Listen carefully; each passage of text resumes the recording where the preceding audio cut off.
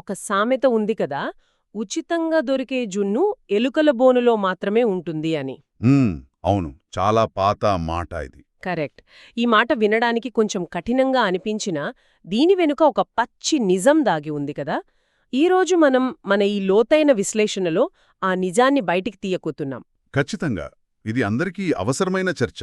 అంటే మన దగ్గర రాబర్ట్ గ్రీన్ రాసిన ప్రసిద్ధ పుస్తకం ది 48 లాస్ ఆఫ్ పవర్ ఉంది. అందులో అత్యంత వివాదాస్పదమైన, అలాగే అత్యంత కఠినమైన 40వ నియమాన్ని మనమిప్పుడు విశ్లేషించబోతున్నాం. అవును, 40వ నియమం. అదే, ఆ నియమమేంటంటే ఉచితంగా వచ్చే దేనినైనా అసహ్యించుకోండి అని. ఏంటి, వినడానికి ఆశ్చర్యంగా ఉందా? సహజమే కదా. ఉచితమంటే ఎవరికి చేదో చెప్పండే. అదే కదా, ఉచితంగా ఏదైనా లభిస్తే సంతోషపడే సాధారణ మానవ నైజానికి ఇది పూర్తి విరుద్ధం. ఆ క్షణంలో ఇది ఫ్రీగా వచ్చింది అని సంబరపడతాం, కానీ దీని వెనుక అసలు ధర ఏంటి అని ఎవరూ ఆలోచించరు. నిజమే, ఎవరూ అంత లోతుగా ఆలోచించరు.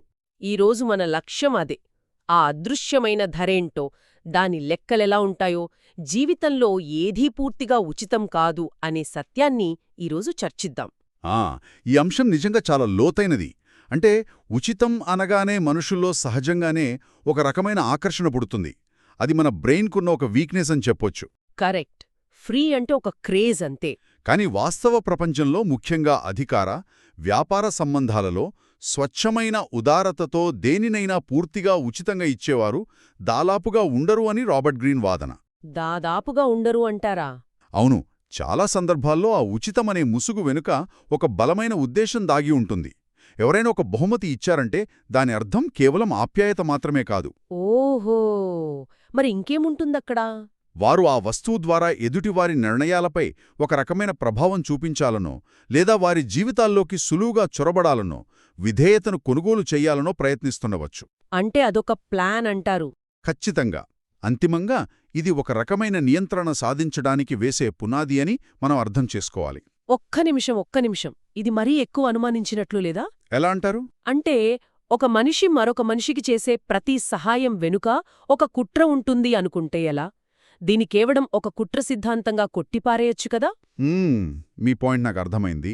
ఉదాహరణకు, నేను రోడ్డు మీద వెళ్తున్నాను, నా కారు ఆగిపోయింది. ఎవరో వచ్చి ఉచితంగా తోశారనుకోండి. వాడు నా జీవితాన్ని నియంత్రించడానికే అలా చేశాడు అనుకోవడం ఎంతవరకు సమంజసం? మనం మరీ అతిగా ఆలోచిస్తున్నామా? మీరడిగిన ప్రశ్న చాలా సహేతుకమైనది. కాని ఇక్కడ మనం ఒక విషయం గుర్తుపెట్టుకోవాలి. ఏంటది? మీరు చెప్పే ఆ చిన్న చిన్న రోజువారీ సహాయాల గురించి గ్రీన్ మాట్లాడటం లేదు. ఎవరో కారు తోయడం లేదా దారి చూపించడం ఇలాంటి వాటి గురించి కాదు. ఓహో, మరి వేటి గురించి? మనమిక్కడ మాట్లాడుకుంటున్నది దీర్ఘకాలిక సంబంధాలు, వ్యూహాత్మక లావాదేవీల గురించి. ఒక వ్యక్తి మనకు నిరంతరం సహాయం చేస్తూ ఉన్నాడనుకుందాం. మనం అడగకముందే అన్నీ ఉచితంగా అందిస్తూ, మన కష్టాలను తనవిగా భావించి సమస్యను పరిష్కరిస్తూ ఉంటే మొదట్లో అది చాలా అద్భుతంగా అనిపిస్తుంది. అవును, మనకు చాలా అదృష్టం పట్టింది, ఎంత మంచి వ్యక్తి దొరికాడు అనుకుంటాం కదా. ఖచ్చితంగా. కాని మానసిక విశ్లేషణ ప్రకారం ఇక్కడే ఒక సూక్ష్మమైన ఉచ్చు తయారవుతుంది. ఉచ్చు? ఎలా? మానవ మనస్తత్వం ఎలా నిర్మించబడిందంటే, మనం ఎవరి దగ్గరైనా నిరంతరం ప్రయోజనం పొందుతున్నప్పుడు పరస్పరం సహాయం చేసుకోవాలి అనే సహజగుణం వల్ల మనకు తెలియకుండానే మన మెదడులో ఒక రుణభారం పేరుకుపోతుంది. రుణభారమంటే ఒక బాధ్యత ఫీలవుతాం. అవును, అంటే ఒక అదృశ్యమైన అప్పు మన బుర్రలో రికార్డవుతుంది.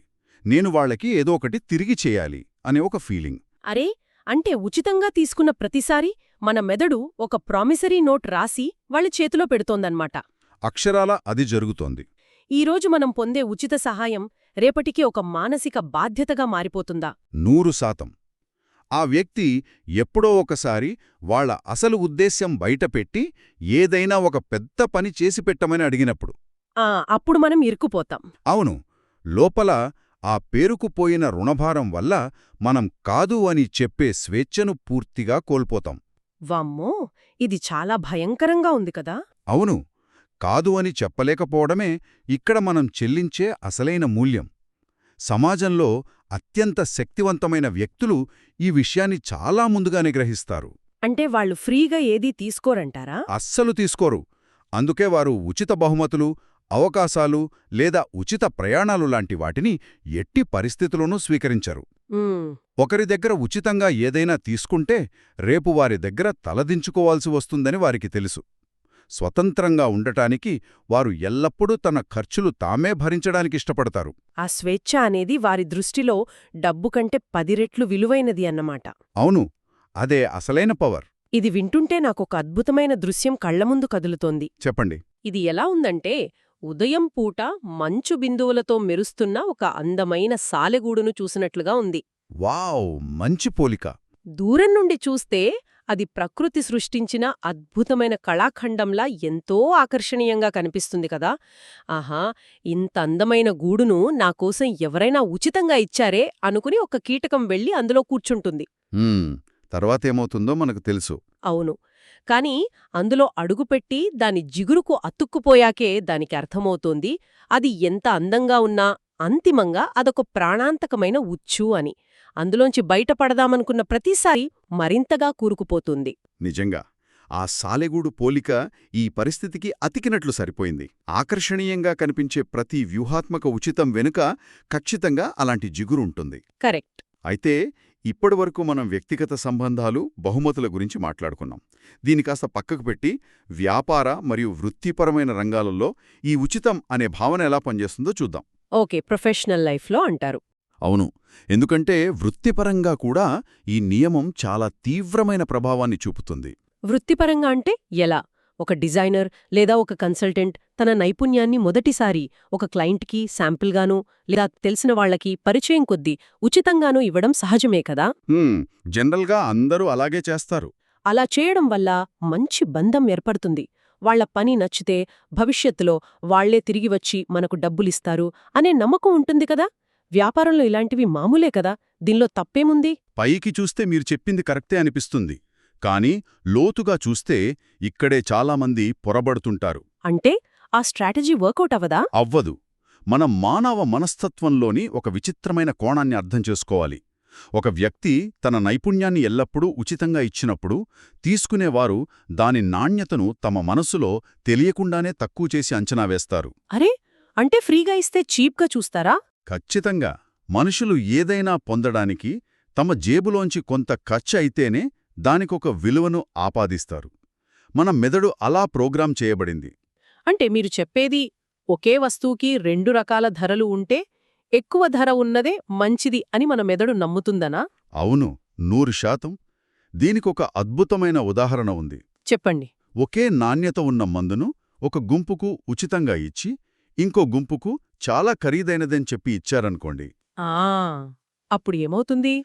ఖరీదైనదని నమ్మి తీసుకున్న వారిలో ఆ మందు మరింత వేగంగా పనిచేసినట్లు ఎన్నో పరిశోధనల్లో తేలింది. వావ్, నిజంగానా? అవును, దీన్నే ప్లాసిబో ఎఫెక్ట్ అంటారు. వృత్తిపరమైన సేవలకు కూడా ఇదే వర్తిస్తుంది. ఒక నిపుణుడు ఒక సలహాను ఉచితంగా ఇస్తే అవతలి వ్యక్తి దాన్ని కేవలం ఒక అభిప్రాయంగా విని బుర్రలోంచి తీసేస్తాడు. లైట్ తీసుకుంటారన్నమాట. అదే సలహా వినడానికి ₹1,00,000 ఫీజుగా వసూలు చేస్తే ఆ వ్యక్తి రాత్రికి రాత్రే ఆ సలహాను అమలు చేస్తాడు. అబ్బా, నిజమే. ఎందుకంటే డబ్బులు పోయాయి కాబట్టి ఆ నొప్పుంటుంది. కరెక్ట్. అక్కడ మూల్యం చెల్లించారు కాబట్టి దానికొక బరువు ఉంటుంది. ధర లేని చోట తీవ్రత, నిబద్ధత మరియు గౌరవం ఉండవు. ఇది వినడానికి వింతగా ఉన్నా అక్షరాల నిజం. అంటే మన నైపుణ్యానికి మనమే ఒక ధర నిర్ణయించకపోతే ఎదుటివారు దాన్ని సున్నాగా జమకడతారన్నమాట. అంతే కదా. కానీ నాకిక్కడొక సందేహముంది. అడగండి. దీన్ని నిజ జీవితంలో అమలు చేయడం కొంచెం కష్టమేమో అనిపిస్తోంది. అంటే ఎవరైనా ఒక చిన్న సలహా అడిగితే కూడా వెంటనే ఒక కన్సల్టేషన్ బిల్లు పంపించాలా? బిల్లు పంపించడం అనగానే కొంచెం ఇబ్బందిగా అనిపిస్తుంది. అదే కదా. ప్రతి చిన్న సహాయానికి రసీదు రాసిస్తే సమాజంలో మనమొక డబ్బు పిచ్చివాళ్లమని ముద్రపడదా? బంధాలు దెబ్బతినవా? దీన్ని మనం కేవలం కాగితం మీద రాసే బిల్లుతో ముడిపెట్టి చూడకూడదు. ఇది ఎప్పుడూ డబ్బు గురించే కాదు, మీకంటూ ఉన్న ఒక విలువను కాపాడుకోవడం గురించే. అంటే మన టైంకిచ్చే రెస్పెక్ట్ అంటారా? అవును. పదే పదే ప్రతిదీ ఉచితంగా ఇవ్వడం వల్ల ఒక వ్యక్తి యొక్క ప్రాముఖ్యత ఎలా తగ్గిపోతుందో అర్థం చేసుకోవాలి. మనం ఎప్పుడూ ఉచితంగా పనిచేస్తూ పోతే అవతలివారు మన శ్రమను తమ జన్మహక్కుగా భావించడం మొదలుపెడతారు. ఇది మాత్రం 100% నిజం. తర్వాత వాళ్లకదే అలవాటైపోతుంది. రేపు పొద్దున్న మీరు అదే పనికి న్యాయబద్ధంగా డబ్బులడిగితే వాళ్లే ఆశ్చర్యపోతారు. పైగా మీమీద కోపం కూడా తెచ్చుకుంటారు. అరే మొన్నటిదాకా ఫ్రీగా చేసి ఇప్పుడు డబ్బులడుగుతున్నాడేంటి అని అంటారు కదా. ఖచ్చితంగా. అందుకే వృత్తిపరమైన జీవితంలో శక్తివంతమైన వ్యక్తులు తమ సేవలకు ఎప్పుడూ ఒక నిర్దిష్టమైన మూల్యాన్ని నిర్ణయిస్తారు. హ్మ్. వారు డబ్బు కోసం ఆశపడకపోయినా సరే ఉచితంగా ఇవ్వడానికి ఇష్టపడరు. ఉచితంగా ఇస్తే దానికి విలువ ఉండదని వాళ్లకి తెలుసు. అర్థమైంది. విలువను, గౌరవాన్ని కాపాడుకోవటం ఇక్కడ ప్రధాన అంశం. అవును. అయితే ఈ ఉచితం అనే పదం వినగానే మనందరికీ వెంటనే గుర్తొచ్చేది కేవలం డబ్బు మాత్రమే. బ్యాంకులోంచి డబ్బు ఖర్చు కాకపోతే చాలు, అది ఉచితంగా వచ్చినట్లే అని చాలామంది గుడ్డిగా నమ్ముతుంటారు. అదే అతిపెద్ద పొరపాటు. అవును కదా. మనం కొంచెం లోతుగా ఆలోచిస్తే దాగి ఉన్న మూల్యం ఎల్లప్పుడూ కేవలం కరెన్సీ నోట్ల రూపంలోనే ఉండదు కదా. అబ్సల్యూట్లీ. మన సమయం, మన మానసిక ప్రశాంతత లేదా మన శ్రద్ధ, ఇవన్నీ కూడా మనం చెల్లించే భారీ ధరలే కదా. మీరసలైన పాయింట్ పట్టుకున్నారు. నేటి ఆధునిక యుగంలో డబ్బు కంటే కూడా అత్యంత విలువైన కరెన్సీ మన సమయం మరియు శ్రద్ధ. అవును, అటెన్షన్ ఎకానమీ అంటారు కదా ఇప్పుడు. కరెక్ట్. మీరు గమనిస్తే రోజువారీ జీవితంలో మనం ఉపయోగించే పెద్ద పెద్ద సోషల్ మీడియా ప్లాట్ఫామ్లు, రకరకాల యాప్స్ అన్నీ పూర్తిగా ఉచితమే. ఖాతా తెరవడానికి వాళ్ళు ₹1 కూడా అడగరు. అవును, ఇంటర్నెట్ ఉంటే చాలు, అన్నీ ఫ్రీ. కానీ దానికి బదులుగా వారు ప్రపంచంలోనే అతిపెద్ద వ్యాపార సామ్రాజ్యాలను నడుపుతున్నారు. ఎలా అంటే మన డేటా ద్వారా. అవును. ఎందుకంటే అక్కడ వాళ్ళు మనల్ని ఒక అదృశ్య వలయంలో బంధించి మన అత్యంత విలువైన శ్రద్ధను లాక్కుంటున్నారు. ఇక్కడొక ఆసక్తికరమైన కోణముంది. ఆ టెక్నాలజీ కంపెనీలకు మనం కస్టమర్లం కాదు కదా. సరిగ్గా చెప్పారు. మనమక్కడ కస్టమర్లం కాదు, మనం అక్కడ విక్రయించబడే వస్తువులం. వామ్మో, వినడానికే భయంగా ఉంది. వారు మన అభిరుచులు, మన అలవాట్లు, మన సమాచారాన్ని సేకరించి ప్రకటనకర్తలకు అమ్ముకుంటున్నారు. మన సమయాన్ని హరిస్తున్నారు. ఈ సోషల్ మీడియా టెక్నాలజీ గురించి ఆలోచిస్తుంటే నా బుర్రలో ఒక అద్భుతమైన ఉదాహరణ మెదులుతోంది. చెప్పండి, విందాం. ఇది ఎలా ఉందంటే, ఏమాత్రం ప్రవేశ రుసుము లేని ఒక భారీ అత్యాధునిక అమ్యూజ్మెంట్ పార్క్లోకి వెళ్ళినట్లుగా ఉంది. ఎంట్రీ ఫ్రీ అన్నమాట. అవును. లోపలికి వెళ్లడం, అక్కడున్న రంగులరాట్నాలెక్కడం, వినోదం పొందటం అంతా ఉచితమే. అబ్బో, ఎంత లాభమని మనం చాలా సంతోషంగా లోపలికి వెళ్తాం, రోజంతా అక్కడే గడుపుతాం. మరి ట్విస్ట్ ఏంటిక్కడ? ట్విస్ట్ ఏంటంటే, ఆ పార్క్ వాళ్ళు లోపల ఆడుకోవడానికి ఒకే ఒక చిన్న షరతు పెడతారు. అదేమిటంటే, మన వ్యక్తిగత డైరీని, మన ఆలోచనలను, మన ఇష్టాయిష్టాలను, మనం ఎవరితో మాట్లాడుతున్నాం, ఎక్కడ తిరుగుతున్నాం అనే పూర్తి సమాచారాన్ని ఆ పార్క్ యాజమాన్యానికి రాసి ఇచ్చేయాలి. మై గాడ్, చాలా పర్ఫెక్ట్ ఎనాలజీ ఇది. అవును కదా. మనం జేబులోంచి ₹1 కూడా తీయడం లేదు, కానీ మనకంటూ ఉన్న వ్యక్తిగత స్వేచ్ఛను, గోప్యతను వాళ్లకు అప్పగిచ్చేస్తున్నాం. ఇది ఎంత భయంకరమైన ఒప్పందం! ఎంత లోతైన పోలిక చెప్పారు. అక్షరాలా ఇదే జరుగుతోంది. ఉచితమనే ఆకర్షణతో ఆ పార్క్ లోపలికి వెళ్లి మన స్వేచ్ఛనే వాళ్ల చేతిలో పెడుతున్నాం. నిజమే. అయితే దీన్ని మనం ఇంకాస్త విశాల దృక్పథంతో చూస్తే కేవలం టెక్నాలజీ, వ్యాపారం మాత్రమే కాదు, మన వ్యక్తిగత జీవితంలోని కొన్ని బంధాలు కూడా ఇలాగే ఉంటాయి. బంధాలు కూడానా? అవును. దీనినే మనం ఎమోషనల్ అప్పు లేదా మానసిక అప్పు అని పిలవచ్చు. ఎమోషనల్ అప్పు అంటే? కొన్ని సంబంధాలు మొదట్లో ఎంతో మద్దతుగా నిలుస్తాయి. మనకు అత్యవసరమైనప్పుడు కొండంత అండగా ఉంటారు. కాని కాలక్రమంలో ఆ ఉచిత మద్దతు ఒక పెద్ద బరువుగా మారుతుంది. నాకిక్కడ క్లారిటీ కావాలి. మానసిక అప్పు ద్వారా నియంత్రించడం అంటే ఎలా జరుగుతుంది? ఇది వినడానికి కొంచెం ఆందోళనగా ఉంది. ఎందుకంటే బంధాల్లో డబ్బులు లెక్కబెట్టుకోలేం కదా. చాలా సింపుల్గా చెప్పాలంటే, నీ కష్టకాలంలో నేను నీకు ఎంతో అండగా ఉన్నాను కదా, నాకోసం నువ్వు ఈ చిన్న పని చేయలేవా అనే ఒక రకమైన ఎమోషనల్ బ్లాక్మెయిల్. ఓహో, అలా అడుగుతారన్మాట. వాళ్ళు నేరుగా అలా మాటల్లో అనకపోవచ్చు, కాని వాళ్ల ప్రవర్తనలో ఆ భావన స్పష్టంగా వ్యక్తమవుతుంది. అర్థమైంది. అది ఒక సైలెంట్ ప్రెషర్ లాగా పనిచేస్తుంది. కరెక్ట్. ఆ మానసిక అప్పు ద్వారా వారు మన జీవిత నిర్ణయాలను నియంత్రించడం ప్రారంభిస్తారు. మనకు ఇష్టం లేకపోయినా సరే వారు చెప్పిన దానికి తల ఊపాల్సిన పరిస్థితి వస్తుంది. అంటే మన చాయిస్ మనకుండదు. అవును. మనం ఎంచుకునే వృత్తి కావచ్చు, ఎవరిని పెళ్లి చేసుకోవాలి అనే నిర్ణయం కావచ్చు, లేదా మనం ఎక్కడ ఉండాలి అనేది కావచ్చు, ప్రతి దాంట్లో ఈ రుణభారం వల్ల వాళ్లకి మన జీవితంపై ఒక ఓటు హక్కు ఇచ్చేస్తాం. ఇదైతే చాలా మంది జీవితాల్లో జరిగే విషయమే. అలాగే వృత్తిపరంగా మనకు పరిచయం ఉన్నవాళ్లు ఇచ్చే కొన్ని ఉచిత అవకాశాలు కూడా మనం ఎప్పటికీ తీసుకోకూడదనుకున్న తప్పుడు నిర్ణయాల వైపు మనల్ని నెట్టివేస్తాయి. ఇది చాలా సూక్ష్మంగా మనం గుర్తించలేని స్థాయిలో జరుగుతుంది. ఇదంతా వింటుంటే నా మనసులో ఒక పెద్ద అలజడి మొదలవుతోంది. ఏంటది? అన్ని ఉచితాలు ఉచ్చులే అయితే ప్రతి ఉచిత సహాయం వెనుక ఒక కుట్ర లేదా స్వార్థం దాగి ఉంటే ఇక ఈ ప్రపంచంలో నిజమైన దయ, నిజమైన ఔదార్యం లేనట్లేనా? ఇది చాలామందికొచ్చే సందేహమే. ఎవరైనా కష్టంలో ఉన్నప్పుడు ఎటువంటి స్వార్థం కల్మషం లేకుండా చేసే సహాయమంతా అబద్ధమేనా? మనం ప్రతి మనిషిని, ప్రతి చిన్న సహాయాన్ని అనుమానపు చూపుతోనే చూడాలా? రాబర్ట్ గ్రీన్ ఈ ప్రపంచాన్ని మరీ చీకటిగా, ప్రతికూలంగా చూస్తున్నాడేమో అనిపిస్తోంది. ఆ, ఈ సందేహం రావడం చాలా సహజం. మీరన్నట్లు ఈ నియమాన్ని గుడ్డిగా పాటిస్తూ పోతే మనుషులు యంత్రాల్లా మారిపోతారు. అవును కదా, ఎమోషన్స్ లేకుండా అయిపోతాం. కానీ ఈ 40వ నియమం ఉద్దేశం ప్రపంచాన్ని పూర్తిగా ప్రతికూలంగా చూడమని చెప్పడం కాదు.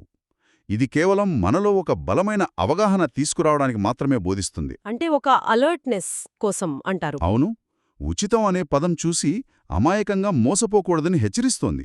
ఈ ప్రపంచంలో నిజమైన దయ ఖచ్చితంగా ఉంటుంది, స్వచ్ఛమైన ప్రేమ ఖచ్చితంగా ఉంటుంది. హమ్మయ్యా, కాస్త రిలాక్సింగ్గా ఉంది వినడానికి.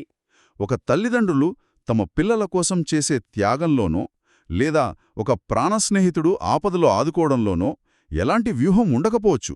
అవును, అక్కడ ప్యూర్ లవ్ ఉంటుంది. కానీ మన ఇంటి గడప దాటిన తర్వాత బయటి ప్రపంచంలో, ముఖ్యంగా సమాజం, అధికార మరియు వ్యాపార సంబంధాలలో మాత్రం మనం చాలా అప్రమత్తంగా ఉండాలి. అయితే ఆ అప్రమత్తత ఎలా ఉండాలి అనేదే అసలు ప్రశ్న. అదెలా అంటే, ఒక్క నిమిషం, బయట ఎవరైనా మనకు ఒక సహాయం లేదా అవకాశం ఇస్తున్నప్పుడు వారు చూపిస్తున్నది నిజమైన ఔదార్యమా లేక తమ భవిష్యత్ ప్రయోజనాల కోసం వాడుకునే వ్యూహాత్మక ఔదార్యమా అనేది ఆ ఉచ్చులో పడకముందే మనం ఎలా గుర్తించాలి? ఏది అసలైనదో, ఏది వ్యూహమో తేల్చుకోవడం కత్తిమీద సాములాంటిది కదా. అవును, ఇది నిజంగా ఒక కళ. జీవిత అనుభవం ద్వారా మాత్రమే ఇదబ్బుతుంది. తెలివైన వ్యక్తులు ఈ రకమైన పరిస్థితులను చాలా నేర్పుగా వ్యవహరిస్తారు. వాళ్ళేం చేస్తారు? వారు ఎవరి దగ్గరా పదే పదే సహాయం తీసుకోరు. ఇతరుల సహాయాన్ని పూర్తిగా తిరస్కరించకపోయినా, ఒకవేళ తీసుకోవాల్సి వచ్చినా దానివల్ల తమ స్వీయ గుర్తింపును, స్వేచ్ఛను కోల్పోకుండా ఆ సహాయాన్ని ఎలా స్వీకరించాలో వారికి తెలుసు. అంటే ఆ బ్యాలెన్స్ మెయింటైన్ చేస్తారు. అవును, ముఖ్యంగా ఎవరైనా ఏదైనా ఉచితంగా ఇస్తున్నప్పుడు దానికి ప్రతిఫలంగా వీలైనంత త్వరగా ఏదో ఒక మూల్యం చెల్లించడానికి వారు ప్రయత్నిస్తారు. ఓహో, అప్పుంచుకోరన్నమాట. కరెక్ట్. అది తిరిగి డబ్బు రూపంలో ఇవ్వడం కావచ్చు, వాళ్లకు కావలసిన ఒక చిన్న సమాచారం ఇవ్వడం కావచ్చు, లేదా వాళ్లకు ఉపయోగపడే మరో రకమైన సహాయం కావచ్చు. ఏదో ఒకటి చేసి ఆ అకౌంట్ సెటిల్ చేస్తారు. ఖచ్చితంగా. వారు ఆ లావాదేవీని అక్కడతో ముగించేస్తారు, బ్యాలెన్స్ సున్నా చేసేస్తారు. ఎందుకంటే భవిష్యత్తులో తమ స్వేచ్ఛను పణంగా పెట్టడం కంటే ముందుగానే ఎంతో కొంత మూల్యం చెల్లించి ఆ రుణభారాన్ని వదిలించుకోవడం ఎంతో సురక్షితమని వారు బలంగా నమ్ముతారు. సూపర్! అంటే ఆ క్షణంలో ఉచితంగా తీసుకోవడం సులభమే, ఎంతో ఆనందంగానూ ఉంటుంది. కానీ భవిష్యత్తులో అది మన దగ్గర నుంచి వసూలు చేసే వడ్డీ మాత్రం చాలా ప్రమాదకరమన్నమాట. 100% నిజం. ఈ మొత్తం విశ్లేషణను ఒకచోట చేర్చి చూస్తే ఈ 40వ నియమం వెనుక ఉన్న లోతైన సందేశం చాలా సులభమైనది మరియు స్పష్టమైనది. ఏంటది? స్వాతంత్ర్యమే అంతిమ శక్తి. అబ్సల్యూట్లీ. ఒకరి నియంత్రణలో లేకుండా ఎలాంటి దాగి ఉన్న బాధ్యతల ఒత్తిడికి లోను కాకుండా ఉండటమే నిజమైన బలం. మన జీవితానికి సంబంధించిన సొంత నిర్ణయాలు మనం స్వేచ్ఛగా తీసుకుంటూ, మనకిష్టం లేనప్పుడు నిర్మోహమాటంగా, ఎలాంటి భయం లేకుండా వద్దు అని చెప్పి వెనుదిరిగే సామర్థ్యమే అసలైన స్వేచ్ఛ. ఎంత అద్భుతంగా చెప్పారు. ఎవరైతే ఈ స్వేచ్ఛను కాపాడుకుంటారో వారే నిజంగా ఈ ప్రపంచంలో శక్తివంతులు. నేను పూర్తిగా అంగీకరిస్తున్నాను. ఆ స్వేచ్ఛను కోల్పోయిన మరుక్షణం మన సమాజంలో ఎంత పైస్థాయిలో ఉన్నా, మన బ్యాంకు బ్యాలెన్స్ ఎంత ఉన్నా ఎవరికో ఒకరికి జవాబుదారీగా మారక తప్పదు. ఆ క్షణమే మన శక్తి నశించడం మొదలవుతుంది. అందుకే మనమెల్లప్పుడూ ఒక విషయాన్ని గుర్తుంచుకోవాలి.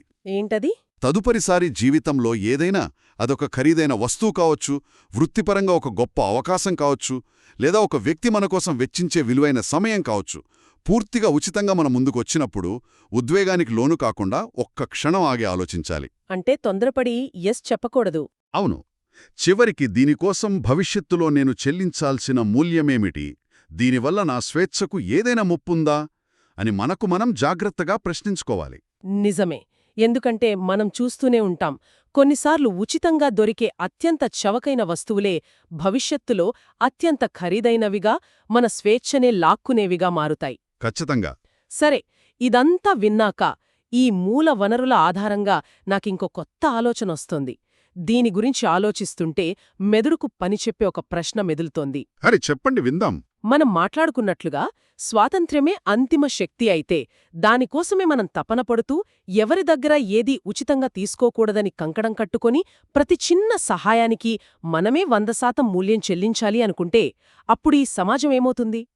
Interesting angle. ప్రతి ఒక్కరూ ఇవ పూర్తిగా ఎవరికి వారే స్వయం సమృద్ధిగా మారిపోయి ఇతరుల సహాయాన్ని నిరాకరిస్తూ ఎవరితోనూ ఎలాంటి మానసిక రుణబంధం లేకుండా బతకడం మొదలుపెడితే ఈ అత్యున్నత స్థాయి స్వాతంత్ర్యం, మన చుట్టూ మనం నిర్మించుకునే ఈ కవచం చివరికి మనుషులను ఒకరికొకరు సంబంధం లేని పూర్తి ఒంటరితనంలోకి నెట్టేస్తుందా? అవును, ఆ ప్రమాదం కూడా ఉంది. మనుషులు ఒకరిపై ఒకరు ఆధారపడటమే కదా సమాజానికి అసలైన పునాది. మరి ఈ శక్తి కోసం మనం ఆ పునాదినే కదిలిస్తున్నామా? నిజంగా ఇది చాలా ఆలోచించాల్సిన విషయం. శ్రోతలు కూడా ఈ ప్రశ్న గురించి ఆలోచించాలి. ఈ లోతైన ఆలోచనతోనే ఈనాటి విశ్లేషణను ముగిద్దాం. మళ్ళీ మరో ఆసక్తికరమైన అంశంతో కదిద్దాం.